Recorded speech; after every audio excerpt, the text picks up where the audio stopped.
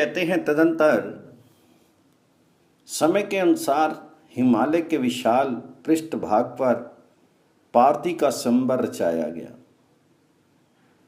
उस समय वह स्थान सैकड़ों विमानों से गिर रहा था। गिरिराज हिमवान किसी बात को सोचने विचारने में बड़े निपुण थे। पुत्री ने देवादिदेव महादेव जी के साथ जो मंत्रणा की थी वह उन्हें ज्ञात हो गई थी। अतः उन्होंने सोचा, यदि मेरी कन्या संपूर्ण लोकों में निवास करने वाले देवता, दानव तथा सिद्धों के समक्ष महादेव जी का वरण करे तो वही वांछनीय पुण्य होगा। उसी से मेरा अभ्युदय निहित है। ये विचार करके शैलराज ने मन ही मन महेश्वर का स्मरण करके रत्नों से मंडित प्रदेश में संबर रचाया। गिरिराज कुमारी के संबर की घोषणा होते ही संपूर्ण लोकों में निवास करने वाले देवता आदि सुंदर वेशभूषा धारण करके वहां आने लगे। हिमवान की सूचना पाकर मैं भी देवताओं के साथ वहां उपस्थित हुआ। मेरे साथ सिद्ध और योगी भी थे। इंद्र, विवस्वान, भग, यम, वायु, अग्नि, कुबेर, चंद्रमा, दोनों अश्विनी कुमार तथा अन्य देवता, गंधर्व, यक्ष, नाग और किन्नर भी मनोहर वेश बनाए वहां आए थे। शचीपति इंद्र उस समाज में अधिक दर्शनीय जान पड़ते थे। वे अप्रतिहत आज्ञा, बल और ऐश्वर्य के कारण हर्षमग्न होकर संबर की शोभा बढ़ा रहे थे। जो तीनों लोकों की उत्पत्ति के कारण जगत को जन्म देने वाली तथा देवता और असुरों की माता है, जो परम बुद्धिमान आदि पुरुष भगवान शिव की पत्नी मानी गई है तथा पुराणों में परा प्रकृति बताई गई है, वे ही भगवती सती दक्ष पर कुपित हो देवताओं का कार्य सिद्ध करने के लिए हिमवान के घर में अवतीर्ण हुई थी। वे जिस विमान पर बैठी थी उसमें स्वर्ण और रत्न जड़े हुए थे। उसके दोनों ओर चमक धुलाए जा रहे थे। वे सभी ऋतुओं में खिलने वाले सुगंधित पुष्पों की माला हाथ में लिए संबर सभा में जाने को प्रस्थित हुई। इंद्र आदि देवताओं ने संबर मंडप भरा हुआ था। भगवती उमा माला हाथ में लिए देव समाज में खड़ी थी। इसी समय देवी की परीक्षा लेने के लिए भगवान शंकर 5 शिखा वाले शिशु बनकर सहसा उनकी गोद में आकर सो गए। देवी ने उस पंचशिख बालक को देखा और ध्यान के द्वारा उसके स्वरूप को जानकर बड़े प्रेम के साथ उन्हें अंक में ले लिया। पार्वती का संकल्प शुभ था। वे अपना मनवांछित पति पा गई। अतः भगवान शंकर को हृदय में रखकर संबर से लौट पड़ी। देवी के अंक में सोई हुई उस शिशु को देखकर देवता आपस में सलाह करने लगे कि ये कौन है। कुछ पता न लगने से अत्यंत मोह में पड़कर वे बहुत कोलाहल करने लगे और वृत्रासुर को मारने वाले इंद्र ने अपनी एक बांह ऊंचे उठाकर उस बालक पर वज्र का प्रहार करने की चेष्टा की, किंतु शिशु रूपधारी देवादिदेव शंकर ने उन्हें स्तंभित कर दिया।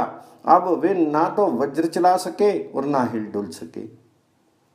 तब भाग नाम वाले बलवान आदित्य ने एक तेजस्वी शस्त्र चलाना चाहा, किंतु भगवान जी ने उसकी बांह को भी जड़वत बना दिया।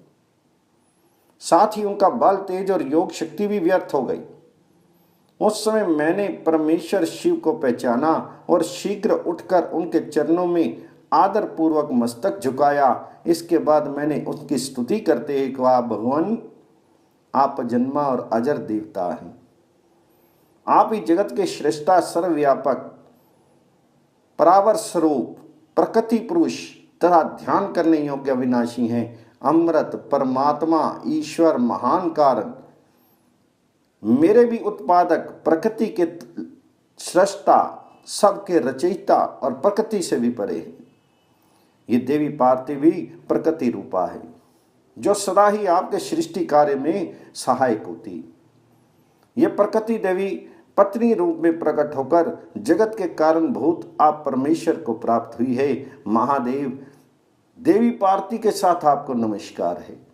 देवीश्वर, आपकी प्रसाद और आदेश से मैंने इन देवता आदि प्रजाओं को सृष्टि की है। वे देवगण आपकी योग माया से मोहित हो रहे हैं। आप इन पर कृपा कीजिए जिससे ये पहले जैसे हो जाएं। तदनंतर मैंने संपूर्ण देवताओं से कहा, अरे तुम सब लोग कितने मूढ़ हो, इन्हें नहीं जानते, ये साक्षात भगवान शंकर हैं। आप शीघ्र इनकी शरण में जाओ।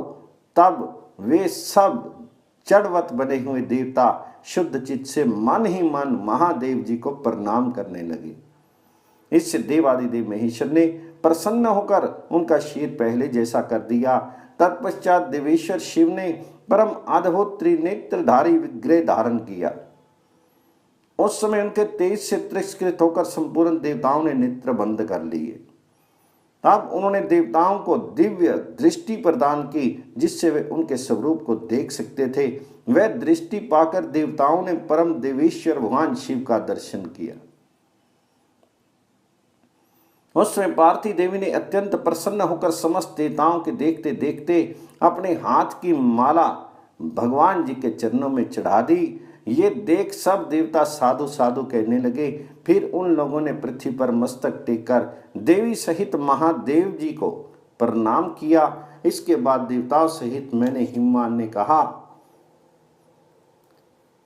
शैलराज, तुम सब के लिए सपेहनीय, पूजनीय, वंदनीय तथा महान हो, क्योंकि साक्षात महादेव जी के साथ तुम्हारा संबंध हो रहा है। ये तुम्हारे लिए महान अभ्युदय की बात है। आप शीघ्र कन्या का विवाह करो, विलंब क्यों करते हो। मेरी बात सुनकर हिमवान ने नमस्कार पूर्वक मुझसे कहा, देव, मेरे सब प्रकार के अभ्युदय में आप ही कारण हैं। पिता में जब जिस विधि से विवाह करना उचित हो वह सब आप ही कराएं। तब मैंने भगवान शिव से कहा, देव, अब उमा के साथ विवाह करें। उन्होंने उत्तर दिया, जैसे आपकी इच्छा। फिर तो हम लोगों ने महादेव जी के विवाह के लिए तुरंत ही एक मंडप तैयार किया जो नाना प्रकार के रत्नों से शोभित था। बहुत से रत्न, चित्र, विचित्र मणियां, स्वर्ण और मोती आदि द्रव्य स्वयं ही मूर्तिमान होकर उस मंडप को सजाने लगे। मरकत मणि का बना हुआ फर्श विचित्र दिखाई देने लगा। सोने के खंभों से उनकी शोभा और भी बढ़ गई थी। स्फटिक मणि की बनी हुई दीवार चमक रही थी। द्वार पर मोतियों की झालरें लटक रही थी। चंद्रकांत और सूर्यकांत मणि सूर्य और चंद्रमा के प्रकाश पाकर पिघल रहे थे। वायु मनोहर सुगंध लेकर भगवान शिव के प्रति अपनी भक्ति का परिचय देती हुई मंद गति से बहने लगी। उनका स्पर्श सुखद जान पड़ता था। चारों समुद्र, इंद्र आदि श्रेष्ठ देवता, देव नदियां, महानदियां, सिंह, मुनि, गंधर्व, अप्सराएं, नाग, यक्ष, राक्षस, जलचर, खेचर, किन्नर तथा चारणगण भी उस विवाह उत्सव में मूर्तिमान होकर सम्मिलित हुए थे। तुम्बरू, नारद, हाहा और हुहू आदि सामगान करने वाले गंधर्व मनोहर बाजे लेकर उस विशाल मंडप में आए थे। ऋषि कथाएं कहते, तपस्वी वेद पढ़ते तथा मन ही मन प्रसन्न होकर वे पवित्र वैवाहिक मंत्रों का जप करते थे। संपूर्ण जगन माताएं और देव कन्याएं हर्षमग्न होकर मंगल गान कर रही थी। भगवान शंकर जी का विवाह हो रहा है ये जानकर भांति भांति की सुगंध और सुख का विस्तार करने वाली 6 ऋतुएं वहां साकार होकर उपस्थित थी। इस प्रकार जब संपूर्ण भूत वहां एकत्रित हुए और नाना प्रकार के बाजे बजने लगे, उस समय मैं पार्वती को योग्य वस्त्राभूषण से विभूषित कराकर स्वयं ही मंडप में ले आया। फिर मैंने भगवान शंकर से कहा, देव, मैं आपका आचार्य बनकर अग्नि में हवन करूंगा। यदि आप मुझे आज्ञा दें तो विधि पूर्वक इस कार्य का अनुष्ठान आरंभ हो। तब देवादिदेव शंकर ने मुझसे इस प्रकार कहा, ब्राह्मण, जो भी शास्त्रोक्त विधान हो उसे इच्छा अनुसार कीजिए। मैं आपकी प्रत्येक आज्ञा का पालन करूंगा। ये सुनकर मेरे मन में बड़ी प्रसन्नता हुई और मैंने तुरंत ही कुश हाथ में लेकर महादेव जी तथा पार्वती जी के हाथों को योग बंद से युक्त कर दिया। उस समय वहां अग्निदेव स्वयं ही हाथ जोड़कर उपस्थित हो गए। श्रुतियों के गीत और महामंत्र भी मूर्तिमान होकर आ गए थे। मैंने शास्त्रीय विधि से अमृत स्वरूप घृत का होम किया और उस दिव्य दंपति के द्वारा अग्नि की प्रदक्षिणा कराई। इसके बाद उनके हाथों को योग बंद से मुक्त किया। इस प्रकार क्रमशः वैवाहिक विधि पूर्ण की गई। इस कार्य में संपूर्ण देवताओं, मेरे मानस पुत्रों तथा सिद्धों का भी सहयोग था। विवाह समाप्त होने पर मैंने भगवान शंकर को प्रणाम किया। योग शक्ति से ही पार्थी और परमेश्वर का उत्तम विवाह संपन्न हुआ। ब्राह्मणों, इस प्रकार मैंने तुम सब लोगों से पार्थी जी के स्वयंवर और महादेव जी के उत्तम विवाह की कथा कह सुनाई।